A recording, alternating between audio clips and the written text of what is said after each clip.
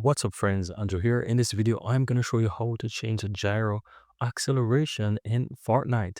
Go ahead and click your profile in upper right and then click on settings. From here, go to the touch and motions tab. And so you want to scroll all the way down until you find acceleration.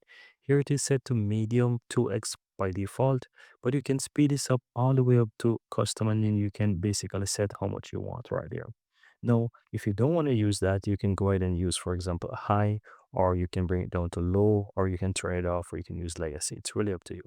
And so this is how you can easily go ahead and set. If you choose custom, you'll now have the acceleration multipliers that you can adjust it to your liking. And so you have the acceleration multipliers right here, the acceleration minimum threshold, and the maximum threshold that you can go ahead and you can adjust to your liking. And so once you're satisfied, you click on apply. If you're using one of the custom ones, you basically have custom settings right there.